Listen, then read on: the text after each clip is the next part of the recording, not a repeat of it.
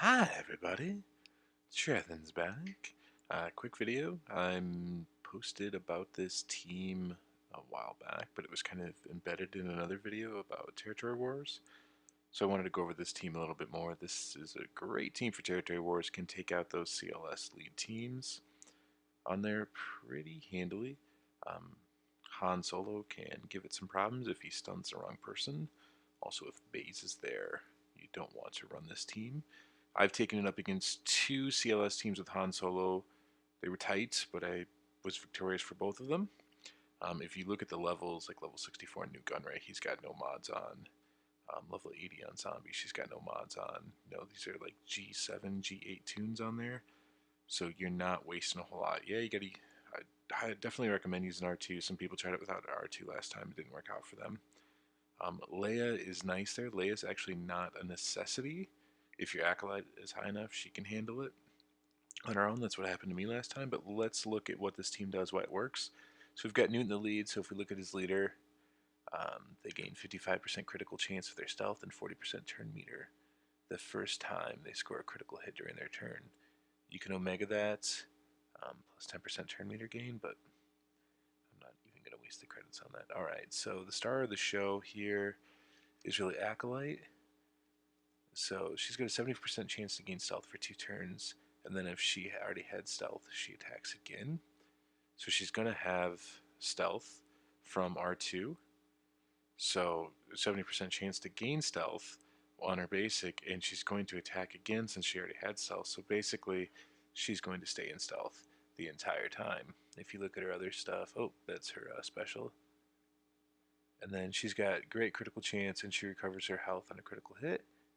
And she gets offense when she stealths, so she deals a decent amount of damage on there. For Leia, obviously we know Leia, the ability you want to make sure you've got a mega there is her Rebel Tactics, because that lets her get back into stealth before she leaves stealth on there, and she's gaining that 100% turn meter on there when she stealths when she's already stealthed, so it's not wasting a turn like it used to. R2, you know what R2 does.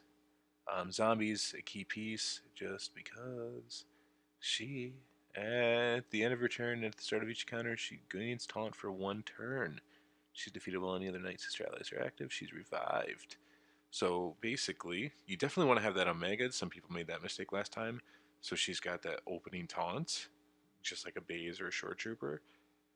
As long as Acolyte is stealth, they're going to keep hitting anyone but her, mainly Zombie, on there. Zombie will keep coming back, and you can take them all down. What happens last time I used this team is Han went after Leia right away, took her to the red, obviously stunning her, and then R2 did his burn, so Leia died before she even got to move. So Acolyte had to do all the heavy lifting. I actually put it on auto just because she's not. I mean, she hits for like 6 to 7K. She crits for. If you have to do that, you want to make sure you put it on auto basic, so she doesn't use her special and potentially come out of stealth on there. But let's just see how this team runs. This is Node 12 of Galactic War. I know it's not the old Galactic War. It's a wedge lead team. It's the best I can do just to show you. But this is a great team if you've got these characters. You don't need much on them. You just need a little bit of leadership on Newt. You can look at his health. Obviously, you need R2 on there. Zombie, I have even higher than what you need. You just want to be able to get that Omega on her taunt. And then Leia, you probably already have up. But Acolyte, throw some stuff on her, and you're good to go. And again, you can not use Leia. You don't have to use Leia if you have your Acolyte high enough. Or I mean, you have to have your Acolyte in there because Zombie needs the help. You could sub in Old Daka for Leia just in case Acolyte died from like an early Han on there, but this works just fine. So get them all stealthed and then just start the madness. She's going to stealth herself. Should have went from Palp right away just because. And again, this team has a lot of AoE, so you can see bad things can happen. But we've got both Leia and Acolyte have a good amount of healing. And you see what happens right there is Zombie died. Zombie came right back. There's the double attacks each time. We're going to re-stealth with Leia. That way she's always going to have that stealth.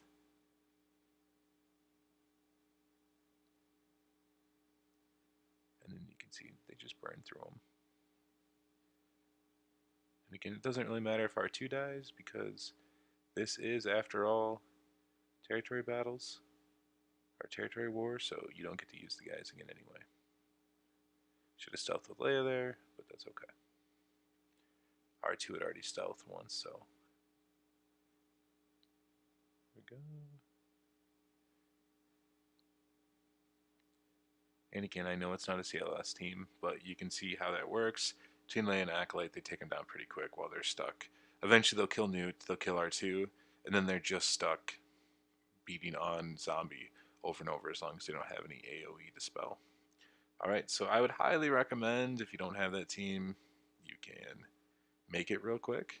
It's definitely a big bonus in Territory Wars. Obviously, it's not going to work on a Maul or Zal team. Too many AoEs on there. But again, Zombie had no mods on, and Nute had no mods on. Nute is level 64. I want to show them to you real quick. Just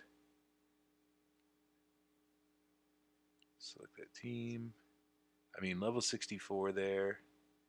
He is. I've got him up to G8. You don't even need him that high. Zombie, I put to G8. You definitely don't need her that high.